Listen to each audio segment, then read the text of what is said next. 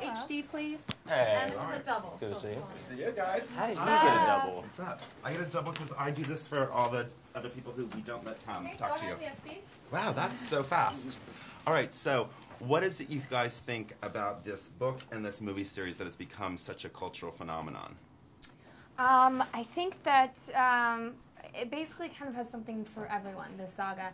And if you don't get it in one film, you'll get it in the next. But there's so many universal themes in this story, and you've got, you've got love, you have loss, you have revenge. You have some really important decisions that you see Bella have to go through.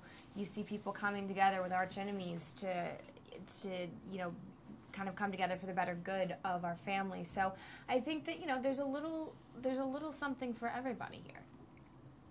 What about your thoughts, Kellan? I mean, Ashley hit the nail on the head. It's really cool, and especially for me, coming from a big family. I have a sister who, is getting into the high school kind of issues with life. You have a lot of decisions, from boyfriends to schools to choosing a college major and stuff like that. And it's really interesting to see how she's developed into a bright woman from reading these books and knowing that you don't have to be peer pressured into situations. You can wait with your boyfriend and take things slow and learn who they are and learn more about yourself. And it's really encouraging. And I'm glad that not only that she likes it, but by the spread, by the word of mouth, she got her friends reading it. And I think it's a great time in our culture to have these books around to really, instead of having the parents tell you what's right and wrong, or to do this a certain way, they can find it out in themselves, and it's a great kind of resource.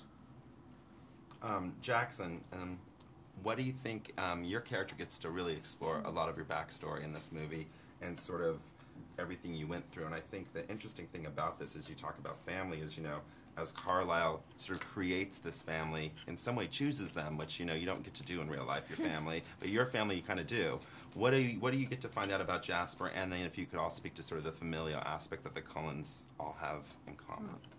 Well, it was exciting to get a chance to play Jasper's backstory. Getting to wear the Civil War regalia and riding the horse, and the first scene we filmed, filming Eclipse, was myself as a human, and getting changed into a vampire.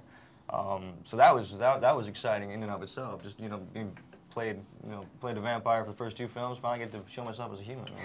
And it's because I think Alice and Jasper are the only Cullen family members that weren't directly or indirectly turned by Carlisle per se. And so it's interesting whenever they come together, and Alice really saves Jasper from his old life, and she sees a vision of this family kind of forming, and she brings us over there.